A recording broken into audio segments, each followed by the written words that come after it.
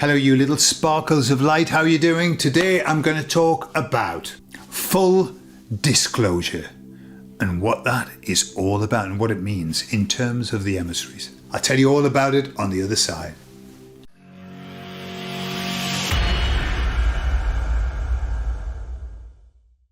So I asked the emissaries whilst I was chatting to them, I said, hey emissaries, what's on the agenda today? And they said, what kind of agenda would you like? Agenda 2030? And I said, no, I wouldn't like that. And that was their little joke. You see, they're very funny sometimes.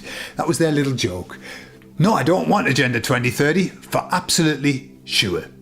So I said to them, look, can you tell me something? Lately, it seems that there's an awful lot of information coming out about those behind those who do horrible things. Yeah, the people, the groups behind it, and you know the word Zionists and all of that, and you know the PR campaign for Israel at the moment is in the shitter. Yeah, they're not doing very well. They're not coming out very well. So I was saying to the emissaries, you know, all of this kind of stuff that we're seeing, is it on purpose? You know, is there a purpose for all of this? And they said, absolutely, there is. Yes, they said everything must be revealed. Everything must be revealed to us in plain and simple understanding. It can't be complex, it's going to be simple. The information's going to be there. And then they said this, and they've never said this before, and it made sense to me then. They said, we're in the Revelation and everything must be revealed because of the split. And what they said is that nobody, there's going to be such a revelation that nobody will be able to say, I'm sorry, I didn't understand what I was seeing. I'm sorry, that wasn't clear to me and I made the wrong decision.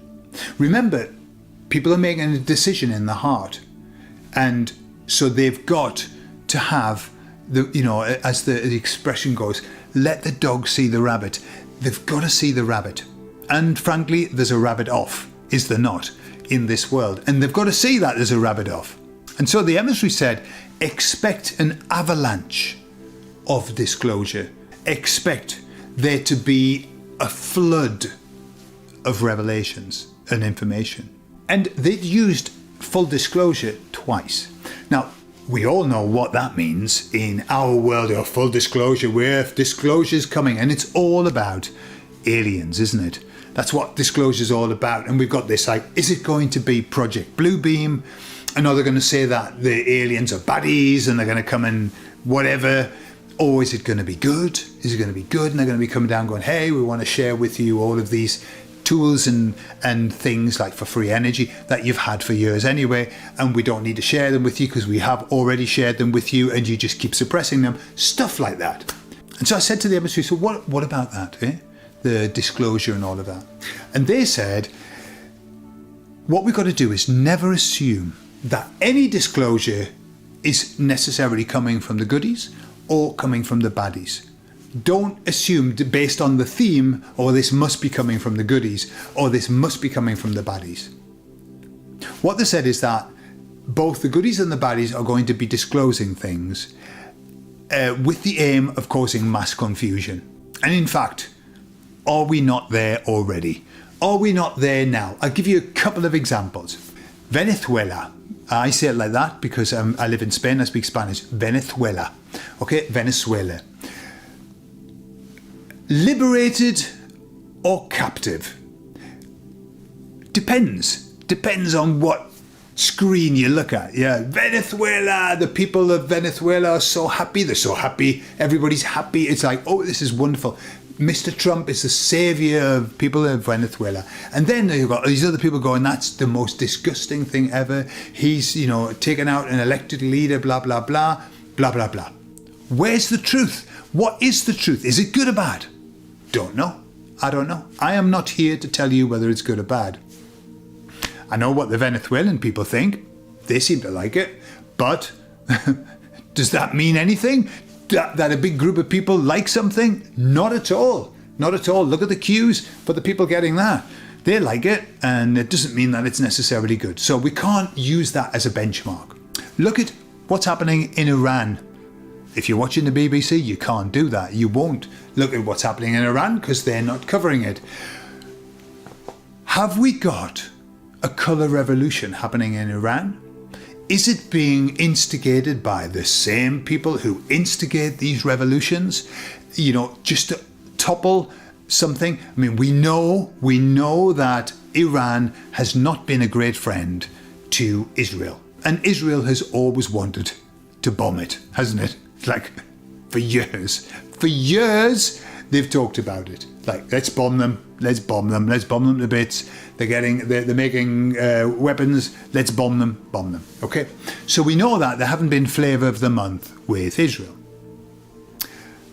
However, all the people are saying, yes, it's wonderful, they're taking to the streets and everything, and they want, you know, when you look at imagery, if you look at old footage of Iran before the Khomeinis came in, the Ayatollah and all of that, it was like a Western world, beautiful women, all with their hair flowing and beautiful clothing and cars.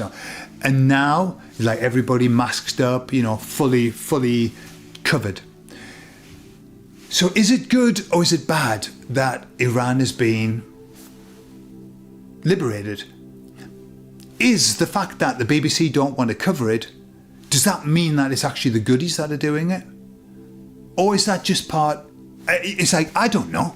I have no idea. I've got my suspicions that it might be organised. I've got my suspicions that it might be, you know, a nice way, especially when I saw the Shah of Iran, the old Shah, you know, the Shah that was deposed, well, his son, by the Wailing Wall, wailing like a good one with his little hat on, like this, on the Wailing Wall. But hey, we've seen Trump at the Wailing Wall with his little hat on, he's wailing his head off as well. So, what does it mean? I don't have a fucking clue. I really don't. I really don't. And I said that to the emissaries, I don't know. And they said, you don't need to know. Just watch it unfold. This is a screenplay that's been written, and therefore we aren't writing it as we go. You know, it's been written, and we just have to watch the play. We just have to watch it being played out. That's all. But the emissary said this about discernment. They said, let us give you a benchmark from which you can work. The benchmark is this. They said, when you were told, when you receive information that suggests that the government, those behind the government, the establishments are looking to do something bad to you, they said, you can believe that. Believe it. Yeah. Government's looking to remove our freedoms, you can believe that. That's true. That isn't a made-up thing. You know, government wants to, you know, put poison in our water, and so, yes, all of that. They said when you see things that are suggesting that the establishment is looking to do humankind damage, that's probably true. But they said when you hear that an external force outside, like extraterrestrial, whatever, let's just say an external force, an external threat, that's what they said. When an external threat is coming and the government has to do something to protect you by taking away your freedoms, then they said, don't believe that story. So, you notice there's a theme here, which is the government having to do stuff to us, whether it be to do us damage or to protect us. Always with the theme of, we're going to take some stuff off you. We're going to lock you up a little bit longer. We're going to keep you, we're going to raise prices so that you can't live. We're going to, whatever. All of that is true. But any external, so really I think what they were saying was that don't believe the alien bullshit of the coming to cause us damage, the Blue Beam project. They're going to cause us damage, and therefore we need a one world government. Therefore we need a one world religion. Therefore we need a one world whatever. Money. All of that is crap and means nothing. The thing is, I think most of us now understand that anything I mean, basically, the benchmark is anything that comes from the government is not to be trusted. Anything, even when they say they're going to do something, you can trust that that's what they want to do, but it's not good. Why? Because governments, politics, the entire infrastructure of this world is broken, irreparably broken, and can never, ever, ever fix the problems that we have. Ever. It will never. No matter how good Donald Trump is, he will never fix the problems by using politics. Politics won't fix them. Trying to fix the problems with politics would be like trying to sculpt the Michelangelo bust of David with a hammer. That's what it would be. It just can't be done. You can't sculpt with a hammer, and that's what many people are hoping, that somebody will. We just need one good man. That's what we need. Just one good man to come into politics and change everything. No, can't be done, because politics is fucked.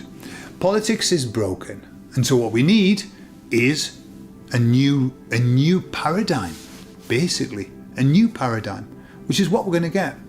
That's what's coming, a new paradigm. We've just got to wait for the old one to fall, and the old one has to fall, and it will. It will fall.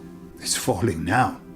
It's falling before our very eyes, and it's sad to watch it fall, and it's disappointing to watch it fall, but at the same time we know it's got to fall. It's got to fall. And then, like the phoenix rising from the ashes, we're going to have this beautiful, beautiful new paradigm. And I'm looking forward to that. But I tell you what, I am looking forward to watching that bastard fall as well. I'm not going to pretend that I won't feel a certain amount of glee watching all that rotten, stinking bunch of slimy, monkey bastards fall into disrepair and decay. The Macron and his husband, and Keir Starmer, and the horrible man in Germany as well. Well, a number of them, let's be honest. The fact is that I don't know many politicians who I could really say were good. I did know one, but he's not a politician anymore. He was thrown out because he was too good. He was too nice. He was too honest.